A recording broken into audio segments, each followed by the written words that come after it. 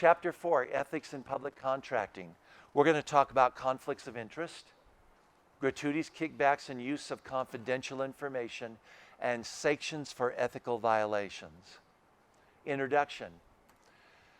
Ethics is one major primary reason for establishing clear procurement rules. We must ensure fair and competitive business practices, ensuring that everybody gets a chance at what we're putting out there to receive costs on. Now remember, Mike, should we do that for all micro thresholds? Well, maybe not every time, but for micro purchases many times, we used to move them around to different people. Why? So that different people would get a chance. Yeah. And by the way, getting vendors interested in you sometimes makes it more competitive when you do actual quotes and bids. Of course it does. Okay? Cost efficiencies. I sometimes go to work for housing authorities and we do a quote for something and I show them how to do it, and then suddenly they go, oh my gosh, look at those prices from all the quoters. And I go, right. And they go, but my former vendor was telling me he or she was giving me the best cost anybody could ever get for this. And I go, yeah, that's not correct, is it? They go, no, they lied. And I go, no, they didn't. They puffed. That's called puffing, right? Well, I'm not going to do work with them. Why? You're the one that made the mistake of buying without bids, without competition before. Why would you take it out on the vendor? Did they give you a good product? Yes. Did they fulfill all their requirements? Yes. Well, don't take it out on them. You're the one who has to do the competitions to ensure that you're getting the bid. My best example was a housing authority in Illinois where she was getting, she wanted to argue with me because she was getting the absolute best price and she had checked that price against the internet. Now y'all know that internet pricing is puffing, right? You can always get a better price by contacting them and letting them know you're taking quotes. Well, she was paying $18,000 per HVAC unit, and with the bid, they were $12,000. That's quite a bit of savings, isn't it? And by the way, the person who she was buying them for at 18, when she got the quotes in, they had raised their price to $19,000, and they were last. Why did they raise their price? Because they didn't understand that it was going to the lowest cost, even though we said it, because he couldn't believe that she would buy these from somebody else. He couldn't believe he'd been selling them to her for years. And by the way, after the bid, he wanted to protest. I can't believe you went to somebody else. You don't even know them. I go to Rotary with you. I go to the Chamber of Commerce with you. That's just we're laughing, but there's ringing some bells here. Yes, there is. And when you establish ethics, you avoid the appearance of impropriety. Conflict of interest involves situations where a person is in a position to derive personal benefit from the procurement. What does it look like? Well, here it is, conflicts of interest. The PHA director's brother is a door vendor and bids on a PHA solicitation for doors. Can the executive director's brother bid? No. You know why? Because the executive director is the contracting officer, and it is impossible for them to remove themselves from the process, because one of the things they do is sign checks. So therefore he can't. However, what is your first name? Olga? Olga. I'm hard of hearing, especially with the hurricane up here. So here we go. Olga, you work in the Housing Choice Voucher Department. I'm just going to say that. And your brother installs doors. Can your brother bid on the bid?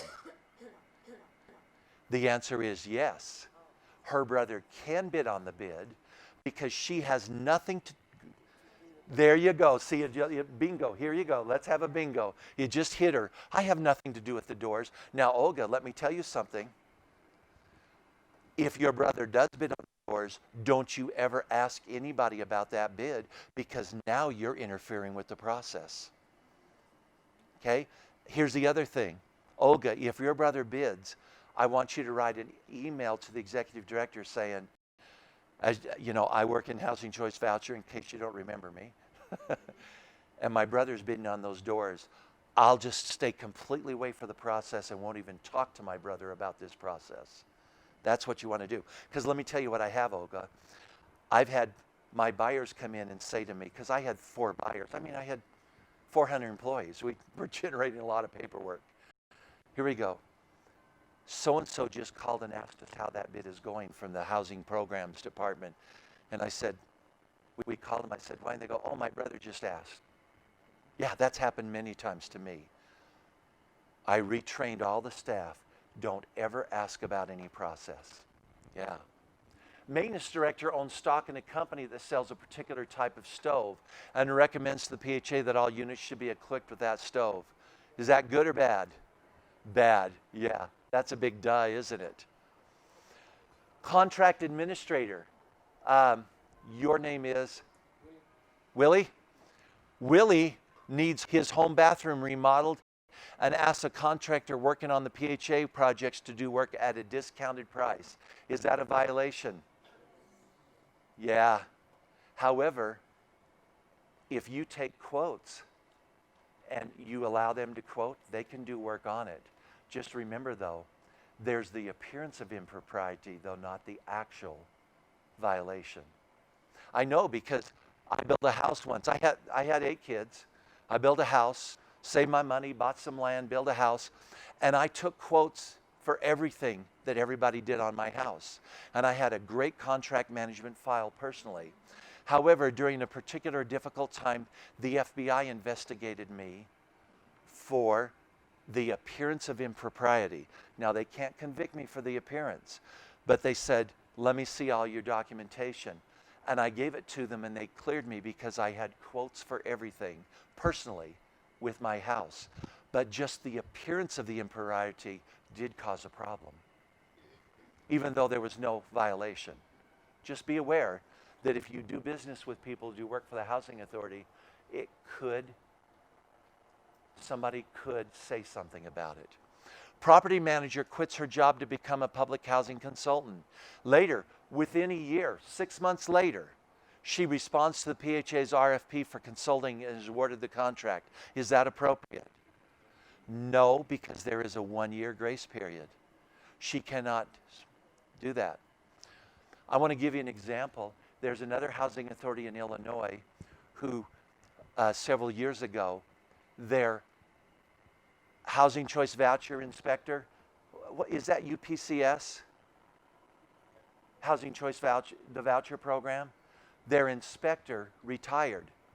So what are they going to do? They said, well, instead of hiring a new employee, let's just do a quote and hire somebody to do it. And 3 months after he retired, he responded to this quote and was awarded the contract. That is a violation.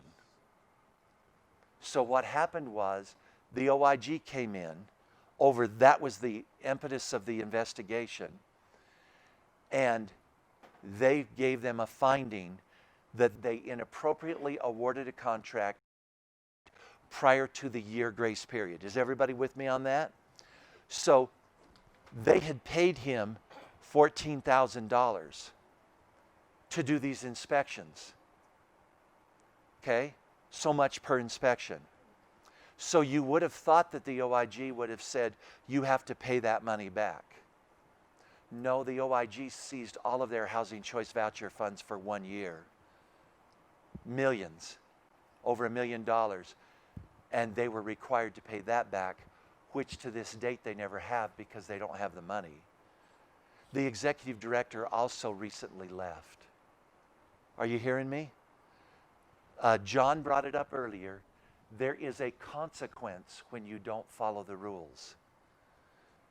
I frankly believe the OIG was way too aggressive. And I told them, and they told me, I don't care. However, they can do what they want. My opinion or your opinion doesn't matter. So stay with the ethics rules. Be careful. Right here, Lee. How do OIG find out about it? Oh, okay. The question is, how did the OIG find out? I don't know, but I do know. And are you ready?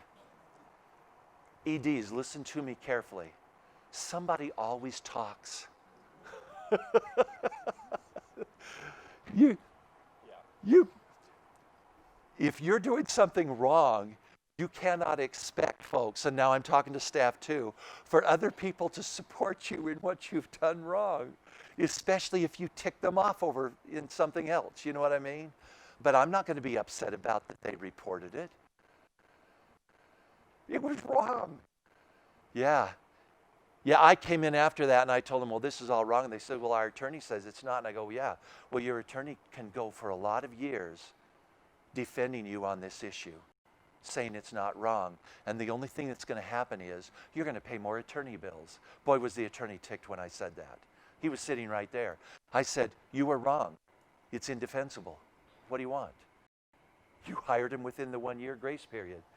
You can't do that unless you get prior HUD approval, which I have received from my field office. Several things where I turned it in the year, and they said, okay, I once had an executive director leave, and he retired completely, and we needed him to be available to the new ED. And HUD says, yeah, we'll give you a 6-month grace on that. Why? Because the HUD knew the issues. HUD can do that. Right, you guys know that, right? You can give those, but it's got to be for a good reason, something that benefits the people, which includes our residents. What is the rule? Conflicts of interest. No PHA employee, officer, or agent shall participate in a selection or award or administration of a contract supported by federal funds if a conflict of interest, financial or otherwise, exists, real or apparent. Remember I told you, Lee, about that mine was apparent? Yeah. In fact, I broke a rule once. No. I was young. No, this rule was pretty serious. I had a tractor that I had bought for my own personal lawn care company. I was just barely started working at the authority, and I paid $10,000 for this tractor. Then the contract fell out and I could never do it. About a year later, the housing authority bought it from me for what I paid for it. Oh yeah. I was new. I didn't know this was wrong. My ED should have known. And we were doing bids for tractors, and they were now costing about $7,000-8,000 more. And the boss says, okay, I'll give you the cost what you paid for that. I'll save the $7,000-8,000. Somebody talked. And the OIG came in, and they went back to the HUD office. They were going to move for an indictment. And I got off lucky. The attorney said, so you want me to indict him for saving $8,000? Instead, I got reprimanded. So did the ED. You won't be as that lucky. Boy, was I lucky. And by the way, that was a violation of ignorance rather than that I was trying to make money, because I could have sold the tractor for more other places. Yeah. A 1 year grace period. 1 year grace period. They cannot into anything within 1 year of entering. Now remember, employees that go work for a contractor cannot work on our stuff for a year. But a contractor who works for us can work on that former contractor's work. Do you see what I mean? It does not go both ways. Yeah. Although, does it look like maybe an apparent conflict? If I hire somebody from a contractor and they work on my site, and they're now, that person gets a bid, would that maybe look like an apparent conflict? Because maybe he or she would not be as rough on that contractor as they need to be? Yeah, whenever we hired somebody away, we did not put them for quite a while on any jobs with that other contractor. We avoided doing that because it was an apparent conflict, not a real conflict. Everybody with me? Okay. No immediate family or staff of the PHA can do business with the PHA if the conflict appears. Remember, Olga. But remember, yours would still be an apparent conflict. Gratuities, stuff that we get of monetary value. I had a executive director call me recently.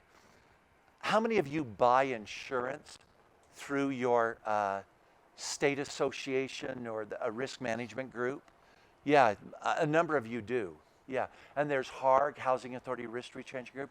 You know, there's a number of those groups that are competitive bid exceptions. It's on my website under notices issued, and I issued that notice with the link to the HUD website where you can see. But what is your local, what in New Mexico, who is it? Okay, the state one. And you in Texas, you have TML. That is listed on that list. Okay. And typically speaking, the prices with those risk management groups are really better than private industry pricing. Typically speaking, not in every single case, but that's very typical.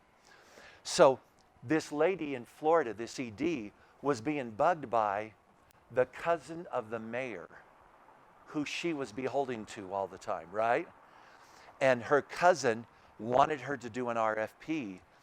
What she did was, and this is what I would tell you to do, she checked his pricing out and compared it what she was playing with the Florida Association insurance, and his costs were 50% higher. So should she go ahead and do an RFP? No, it's a waste of time. She's already verified the appropriateness of the pricing. Now, if they were very close, I might say to her, you might need to do an RFP. But they weren't. They were dramatically different. But he kept bugging her and bugging her and bugging her. And I told her, beware, he's talking to his mayor, the mayor, his cousin. She goes, well, the mayor stands behind me. So then she called me some months later and says, Mike, he's at it again. I was talking with him at lunch the other day. I said, hold on. What do you mean at lunch? She goes, yeah, we went to lunch together. Oh, really? Who paid? She said, Mike, get off of it. Don't be so obsessed about things. I went to Subway and he bought me a $4 sandwich. Are you telling me that's a problem? And I said, well, my problem with that is that you're so cheap. I mean, if you're going to get bought, why not go to Ruth Chris and get a $150 lunch? Because the penalty is the same. It looks really, really bad. See, it doesn't matter, the cost. I said, and I guarantee you he's telling the mayor that he's whining and dining you, and you still want to do an RFP. All you'll do is eat his food. She went to the mayor. Mayor said, yeah, you know, he has said that. First of all, don't go to lunch with contractors. Secondly, if you go, pay yourself for your own meal and pay with a credit card so that you have proof. Because remember, a receipt is not proof of anything. I can pick up receipts out of the parking lot. My boss taught me, pay with your credit card. That way you have absolute proof you paid for your own meal. But he said, what would be even better is don't even. By the way, we had a lot of non-native funds, and when people just insisted they wanted to talk with me during lunch, they didn't have any other time, I had sandwiches brought in, and I had a sandwich there for them. Non-native funds, our nonprofit, and that way we didn't have to worry about who paid. Okay? It could be, that meal could be looked at as a gratuity or even a kickback. Okay, confidential information. What is confidential? Here we go. The content of a quote, bid, or proposal prior to the submittal deadline. Sometimes vendors, are you with me? Sometimes contractors want you to open quotes and bids to get information from them to give them. Don't. I mean, I guess that's good work if you can get it, but don't. Yeah. Your ICE must not be disclosed. Your independent cost estimate must not be disclosed because it would give them a target. However, what if you're doing a lawn cutting bid and they say, how much are you paying your current contractor? Do you have to disclose that? The answer is yes. Even though your ICE is based on that, You have to disclose. The public is entitled to know what you are paying right now. That is public knowledge. Yes. Any other information might be confidential if the disclosure would have a direct effect bearing upon the contract award or the competitive process. Things like who the evaluators are, who oversees the contract. People, remember, this is all called industrial espionage. It's how people build themselves legally a better price. And they might want to go out onto the sites and talk to those people to find out what their concerns are. Why that's inappropriate is because anything said to one bidder, potential bidder or proposer, and not said to everybody else at the same time is a conflict. It's confidential information until you put it out to everybody. We'll talk about that more. Prohibition against contingent fees. It's prohibited for a person to be hired or to solicit to secure a PHA contract pursuant to the promise of a commission, percentage, or brokerage fee. Somebody cannot say, now, I don't know how you would know this, but if you did discover that during the process, you would have to tell them, your attorney would need to write them a note and say that's a violation. But I once had a person come to me and say, okay, Mike, I'm going to bring you lots of bidders. And if any one of my bidders win the bid, you have to give me 1/4% of the contract price as a fee.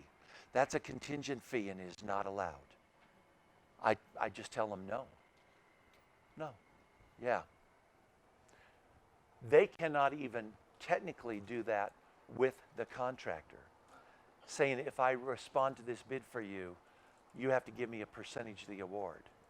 They can't. Though I don't know how you would ever know if they did unless they told you so. Sanctions. The board and the policy establishes sanctions, okay, for violation of these issues.